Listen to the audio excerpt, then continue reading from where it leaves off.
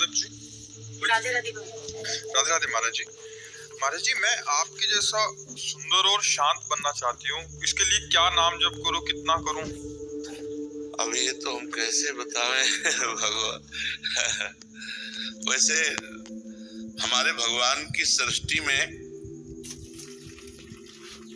खांचा तो बहुत है, लेकिन एक जैसा खांचा नहीं मिलेगा आपको। देख लो, मतलब इतने लोगों में देखो, आंख के नीचे नाक और नाक के नीचे मुंह सबके है, लेकिन सब अलग अलग पहचाने जा रहे हैं यार। कितने लोग हैं, सबकी अलग पहचान है, सबकी अलग फिंगरप्रिंट है, नहीं है? देखो भगवान का चमत्कार देखो, उनका खांचा देखो। तो यार प्रेमानंद जैसा खांचा तो प्रेमानंद खांचा खांचा है, खांचा है। भगवान अपने जो सृष्टि में खांचे बनाए हैं, वो अनंत खांचे, पर सब अलग अलग खांचे हैं। हाँ, हमारी बात मानकर जहाँ हम पहुंच सकते हैं वहीं आप पहुंच सकते हैं। वो राधा राधा नाम जप करो, अच्छे आचरण करो, भगवान को समर्पित भोजन करो, पवित्र भाव से रहो, तो भगवान कृपा करेंगे, अपने नाम धाम लीला प्रभाव को प्रकाशित कर देंगे। वहीं पहुंचेंगे जहाँ हम पहुंचेंगे। एकमात्र भगवान का आश्रय, अपबल तपबल और बाहुबल चौथो बल है दाम, सूर किशोर कृपा दे सब बल, हारे को हरि नाम। एकदम पूर्ण समर्पण भगवान को, वो उन्हीं की कृपा से। महाराज जी, आपको कभी साधन का ऐसा रहा, अहम रहा? जब हम ब्रह्मचर्य से संन्यास मार्ग में गए, तो अब हम कृपा शब्द का परिचय नहीं था, साधना का ही परिचय था। जब वृंदावन की रस पद्धति में आए, तब कृपा शब्द का परिचय मिला कि कृपा क्या होती है और साधना क्या होती है। कई जन्म लग जाएं, लेकिन शरणागति नहीं हो सकती। शरणागति तभी होती है जब सब बल शांत हो जाता है, अपने को निर्बल बिल्कुल समझ लिया जाता है, तब भगवान की हृदय से शरणागति होती है। और जहाँ कनेक्शन मिला, तो सुनेरी मैंने निर्बल के बलराम, फिर महाबल उसका भगवान साथ देने लगते हैं। और जिसके साथी भगवान है, उसका मंगल भवन मंगलहारी, हर समय मंगल ही मंगल बना रहता है, आनंद ही आनंद बना रहता है। महाराज जी, साधन तो जिसके अंदर अहम है वो भी कर रहा है, जिसके अंदर नहीं है वो भी है, बट दोनों के आंतरिक स्थिति में क्या फर्क होगा महाराज जी? आंतरिक स्थिति में वो विकारों में फंसेगा और वो निर्विकार होता चला जाएगा, क्योंकि अहंकार में ही सारे विकार है, अहम में ही सारे विकार है।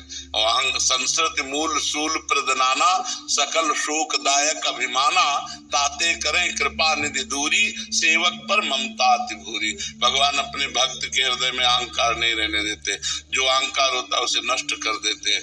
जब तक अहंकार रहता है तो भ्रष्ट होने के पूरे चांस हैं, और जहाँ अहंकार खत्म हो गया तो फिर ऐसे गोद में रखते हैं भगवान, करो सदा तिनके रखवारी, जिम बालक राखे महतारी। अहंकार बहुत निंदनीय है और त्याज्य है, क्योंकि अहंकार से ही बड़े पूज्य जनों का अपमान हो जाता है, बड़े बड़े अपराध बन जाते हैं, गुरुजनों के प्रति अपराध बन जाते।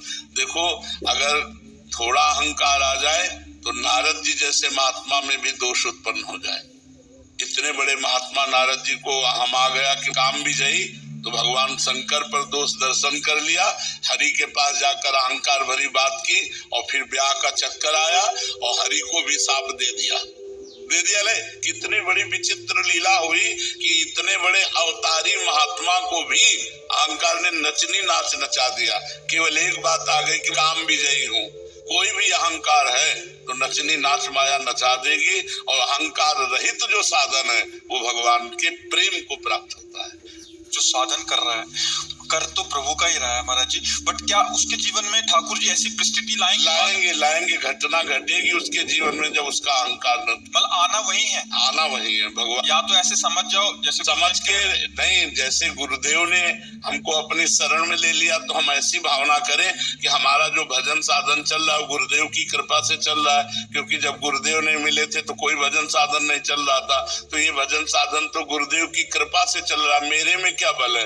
अगर ये बात आ गई कि मैं भजनानंदी, तो मैं फिर गिरना पड़ेगा, फिर कहीं ना कहीं ऐसी जगह गिरेंगे जहाँ पता चलेगा मैं कुछ नहीं हूँ, तब आएगा हे हरि अब आप मुझे बचा लो, तो हरि उसी समय बचा लेंगे। सत्या की रॉय जी, वेस्ट बंगाल से। राधे राधे महाराज जी। महाराज जी, मेरा प्रश्न है कि इस जीवन का अर्थ क्या है? मृत्यु के बाद क्या होता है? हमें मृत्यु के बाद भी क्या कर्म भोगना पड़ता है महाराज जी? हाँ हाँ, बिल्कुल भोगना पड़ता है। कर्मों का भोग तो अनंत जन्मों से हम भोगते ही चले आ रहे हैं, लेकिन कर्म परंपरा बंद नहीं हो रही। अगर हमारे एक कर्म का फल मिलता है तो 100 कर्म हम और नवीन ऐसे बना लेते हैं जिनको आगे हमें भोगना पड़े। देखो, एक ही कर्म का तो दंड मिलता है आजीवन कारावास। एक ही कर्म तो ऐसा बिगड़ जाता है कि आजीवन कारावास मिला और हमारे 500 कर्म है, तो यहाँ जो भोगो भोगो, इसके बाद नरक भोगो जाके। जिनको समाज में प्रकाशित नहीं किया गया, जिनका हमें दंड नहीं मिला, उन कर्मों का भोग हमको भोगना ही पड़ता है। जब शरीर केवल छूटता है, ये केवल शरीर छूटता है, आप और आपका सूक्ष्म शरीर और कारण शरीर, ये तीनों साथ होते हैं। नरक जाओगे, यातना शरीर मिलेगा, देवलोक जाओगे, देव शरीर मिलेगा। इन शरीरों से पाप और पुण्य का फल होकर फिर यहाँ सुअर, कुत्ता, गधा, पशु, पक्षी, क्या क्या 84 लाख योनियां है, उन्हीं योनियों में जाओ। विवेकवान केवल एक मनुष्य शरीर है जिससे आप कर्म परंपरा को नष्ट करके भगवान को प्राप्त हो सकते हैं। वो भजन से होगा। शास्त्र स्वाध्याय, सत्संग, पापाचरण का त्याग, अपवित्र भोजन, अपवित्र पेय पदार्थ का त्याग और खूब नाम जप, इससे सारे पाप नष्ट हो जाएंगे और आपको भगवान की कृपा प्राप्त होगी। अगर इस जन्म में भगवत प्राप्त नहीं हुए तो अगला अच्छा जन्म मिलेगा, अच्छा वातावरण मिलेगा और फिर भगवान की आराधना करके भगवान को प्राप्त हो जाएंगे।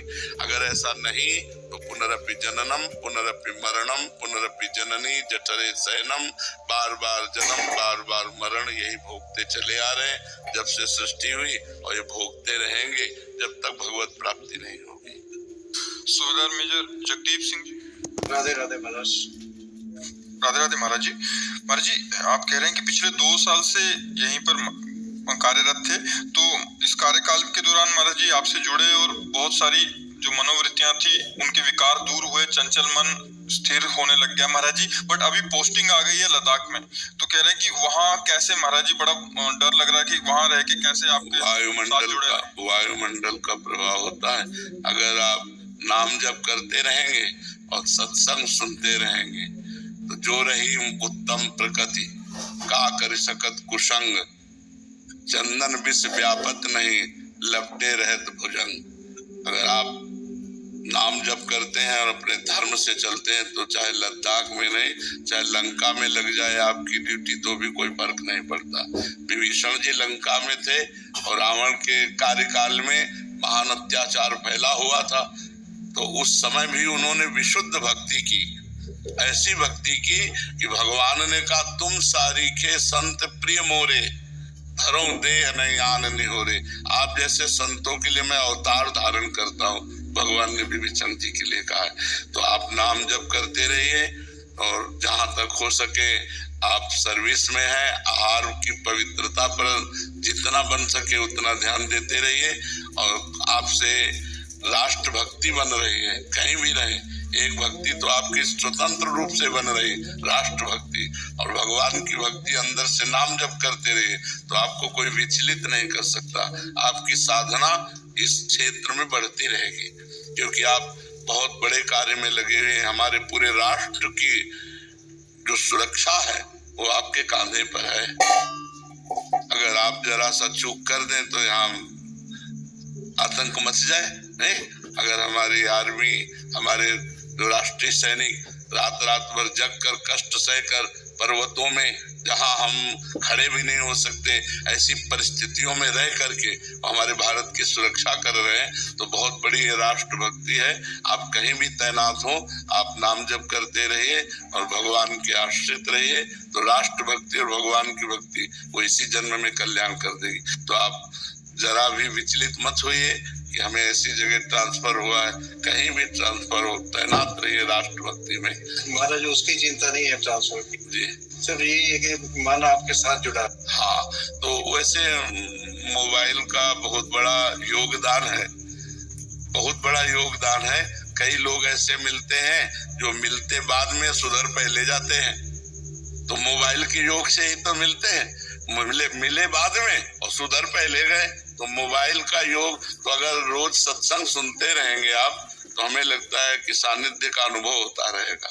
रोज जो है सत्संग सुनते रहिए और नाम जप करते रहिए, और जब छुट्टी मिले तब कभी एक बार दर्शन दे गए, कभी छुट्टी तो 2-4 महीने में जब मिले तो एक बार घूम गए। भगवत धाम है वृंदावन, संतों का दर्शन, बिहारी जी के दर्शन कर लिए, फिर अपने चले गए। बैटरी चार्ज हो जाती है संतों के दर्शन से, संतों के संभाषण से, बिहारी जी के दर्शन से। एक जीवन में नई ऊर्जा आती है, एक नया हमारे अंदर बल आता है, तभी तो हम गंदे विषयों से बच पाते हैं। नहीं, गंदे विषय हमें परास्त कर दे, हम अगर निकल पा रहे गंदे विषयों से, तो हम अनजाने में हमारे अंदर ऊर्जा शक्ति जा रही। संतों के संग से और भगवत दर्शन से हमारे अंदर ऊर्जा शक्ति आध्यात्मिक बढ़ती है, जो लौकिक कामनाओं की हमारी आकर्षण वृत्ति उनको दबाकर भगवान की तरफ बढ़ाती है। तो आप निश्चिंत रहिएगा, हम आपके साथ हैं।